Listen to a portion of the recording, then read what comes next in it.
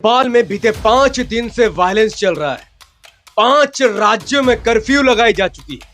3 नेपाली हिंदुओं को मौत के घाट उतार दिया गया है और इस दंगे का रीजन जानकर आप भी हैरान और परेशान हो जाए। पूरे नेपाल को हिंदू राष्ट्र बनाने की मांग चल रही है, जिसके बाद 21 लाख से ज्यादा नेपाली हिंदू जो मुस्लिम देशों में काम करते हैं, उनके काम पर भी बहुत बड़ा संकट मच चुका है। और जो नेपाल के पीएम है बैलेंद्र शाह, वो हिंदू राष्ट्र की मांग सुनकर हैरान और परेशान हो गए हैं कि आखिर इनका करे तो करे क्या। नेपाल में पिछले 5 दिनों से क्या चल रहा है, किसने दंगा भड़काया, कैसे ये दंगा हुआ और अब के वक्त में नेपाल में क्या सिचुएशन है। क्या वाकई में नेपाल में मस्जिद और मुसलमानों के घरों को जलाया गया है? पूरी वीडियो को विस्तार से जानेंगे और समझेंगे कि ये दंगा हुआ क्यों और इसका समाधान आखिर क्या है। क्या नेपाल वाकई में बर्बादी के कगार पर है? वीडियो शुरू करने अस्सलाम वालेकुम रहमतुल्लाहि व बरकात। अल्लाह के नाम से शुरू जो बड़ा मेहरबान और निहायत रहम करने वाला है। मैं हूं मोहम्मद नफीस अंसारी और आप देख रहे हैं द पॉलिटिकल। 26 जुलाई 2026 से नेपाल में हिंसा भड़की है। 26 जुलाई 2026 के दिन जब कांवड़ यात्रा तमाम डीजे और गाना बजाने के साथ मुस्लिम इलाके में घूम रही थी, तभी जैसे ही मस्जिद आई, खबर है, ऑफिशियल रिपोर्ट यही है कि उन्होंने जो गाना वो बजा रहे थे उसको, स्पीकर को काफी ज्यादा तेज कर दिया और मुस्लिम इलाकों में जो धार्मिक झंडे लगे थे उसको निकाल निकाल कर फेंकने लगे। जिसके बाद वहां के लोकल जो मुस्लिम थे, नेपाली मुस्लिम्स, वो बाहर निकलकर इसका विरोध करने लगे। ये विरोध देखते देखते दो समाज के दरमियान दंगे का रूप लेने लगी। एक ही देश नेपाल के रहने वाले दो नागरिकों ने आपस में कम्युनल वायलेंस का रंग दे दिया, जिसके बाद वहां की लोकल पुलिस पूरी तरीके से फेल हो गई इस दंगे को रोकने में। जिसके बाद नेपाल की पुलिस फोर्स वहां पर उतरी और उन्होंने इसको रोकने के लिए फायर किया, आंसू गैस छोड़े, लाठी चार्ज किया। लेकिन जब देखा कि मामला नहीं रुक रहा और तुल गए ये लोग मस्जिद तोड़ने के लिए और मुसलमानों को नरसंहार करने के लिए, तब नेपाल की आर्म फोर्सेस ने गोलीबारी की, जिसमें 3 हिंदू नेपाली की मौत हो गई। एक का नाम ओम प्रकाश मेहता, दूसरे का नाम जय प्रकाश मेहता और तीसरे का नाम गणेश यादव है। जैसे ही 3 नेपाली हिंदू की मौत की खबर पूरे नेपाल में पहुंची, नेपाल में तो जैसे हड़कंप मच गया और एक पूरा रैली उन्होंने रोड जाम करना शुरू कर दिया, मुसलमानों के खिलाफ नारेबाजी करना शुरू कर दी, मुस्लिम मुक्त नेपाल बनाने की बात शुरू कर दी। और फिर उन्होंने ये बदला किससे निकाला? मुसलमानों से निकाला। गोली मारने वाले नेपाली सेना, आदेश देने वाले नेपाल के गृह मंत्री, और उन्होंने इसका गुस्सा निकाला मुसलमानों पर। उन्होंने मुसलमानों के मस्जिदों पर हमला किया, मस्जिदों में आग लगाया, मस्जिदों में तोड़ फोड़ की, धार्मिक किताबों का अपमान किया। इससे उनका मन नहीं भरा तो जो नेपाल के मुसलमान अपने घरों में रहते थे, उनके घरों में भी आग लगाने की कोशिश की गई। मोटा मोटी नेपाल के ये जो डिस्ट्रिक्ट है सरसरी, फिर एक और डिस्ट्रिक्ट है सिराहा, एक और डिस्ट्रिक्ट है गोल बाजार, लोहान, जंगपुर एरिया में भारी संख्या में इन्होंने कोशिश की मुसलमानों के दुकान, मकान और मस्जिद जलाने की। इवन एक मॉल तक को आग लगा दिया गया धर्म के आधार पर। लेकिन अभी वीडियो बाकी है, सच्चाई सुनिए। इस वीडियो में देखिए, आपको पता लगेगा कि कैसे ये मुसलमानों और देश के खिलाफ है।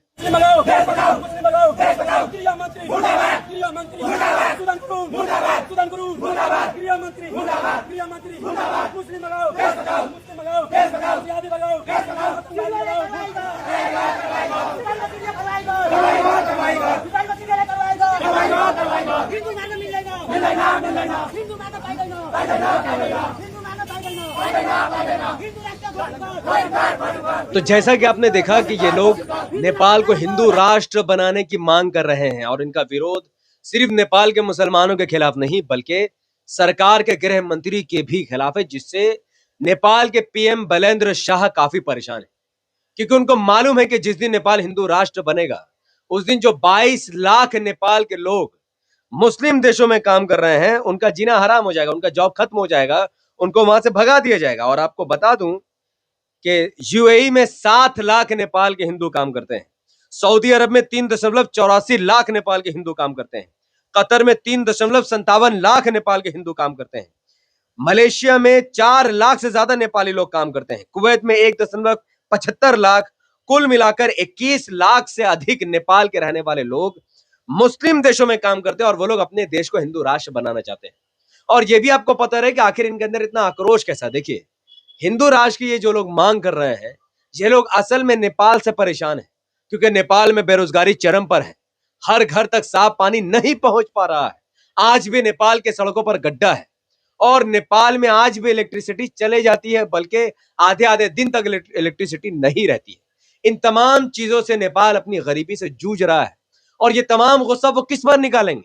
वो ये गुस्सा सरकार पर निकालने के बजाय, पुलिस प्रशासन फोर्सेस पर निकालने के बजाय, नेपाल में सिर्फ 5% गरीब जो मुसलमान नेपाल में रहते हैं उन पर यह गुस्सा निकाल रहे हैं। तो ये फ्रस्ट्रेट है, लेकिन फ्रस्ट्रेशन ये लोग गलत जगह निकाल रहे हैं जहां पर इनको नहीं निकालना चाहिए। नेपाल में इस वक्त नेपाल की पुलिस ने दावा किया है कि 65 से ज्यादा लोगों को नेपाल पुलिस ने गिरफ्तार किया है।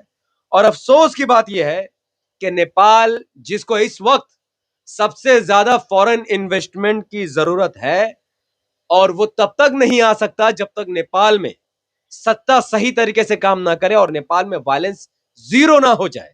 लेकिन बलेंद्र शाह एक फेलियर पीएम है, क्योंकि उनके ही शहर में और उनके राज्य में, उनके देश में मुसलमानों को जबरदस्ती पकड़कर मारा जा रहा है और कहा जा रहा है कि तुम जय श्री राम बोलो। एक मुसलमान अपनी बीवी बच्चे के साथ बाइक पर है, उसके बच्चे के सामने भीड़ उस व्यक्ति पर हमला कर, सोचो उस बच्चे पर क्या गुजरेगी। वो क्या सोचेगा कि सनातन धर्म कैसा है, हिंदू समाज कैसा है। लेकिन मैं बहुत स्पष्ट तरीके से आपको बता दूं कि ये सनातन धर्म का इससे कोई लेना देना नहीं है। ये बेरोजगार लोगों की भीड़ है, ये बेगैरत लोगों की भीड़ है जो सनातन धर्म को बदनाम करने के लिए मुसलमानों को जबरदस्ती जय श्री राम नारा कहने पर मजबूर कर रहे हैं। और इस पूरे मामले को भारत में बैठे कुछ नफरती चिंटू हिंदू मुसलमान का रंग देकर भारत में भी आग लगाना चाहते हैं। एक वीडियो सोशल मीडिया में वायरल है जिसमें बताया गया कि नेपाली हिंदू मुसलमानों की मस्जिद पर चढ़कर भगवा ध्वज फैला रहे हैं, जबकि वो वीडियो दिल्ली दंगे का है, न कि नेपाल दंगे का है। और हमारे ही देश का एक गोदी मीडिया पत्रकार जो धर्म के नाम पर हिंदू समाज के भीतर इस्लाम और मुसलमानों के खिलाफ जहर भरता है, सुरेश चौहान के, उसने दावा किया कि 3 हिंदू मारे गए और उसका जिम्मेदार मुसलमान है। जबकि रियलिटी यह है कि वो 3 हिंदू पुलिस के गोली से मारे गए हैं, ना कि मुसलमानों द्वारा वो मारे गए हैं। तो नेपाल में हालात बहुत बदतर है और अगर नेपाल इसी तरीके से वायलेंस में डूबा रहेगा तो नेपाल में खाने पीने के भी लाले पड़े, क्योंकि नेपाल एक भिखारी देश है। नेपाल के पास कुछ नहीं है अपना कि वो दुनिया को बेचकर नेपाल को चला सके। नेपाल का 25% जीडीपी उन 22 लाख नेपालियों से आता है, जो 22 लाख नेपाली मुस्लिम देशों में काम कर रहे हैं। तो आप समझ रहे हो कि ये वायलेंस ज्यादा बढ़ेगा तो ये जीडीपी का 25% हिस्सा भी खत्म हो जाएगा। तो नेपाल फंड से पलता है, दूसरे देशों के द्वारा दिए गए पैसों से पलता है। ऐसे नेपाल को ये लोग हिंदू राष्ट्र बनाने की मांग कर रहे हैं।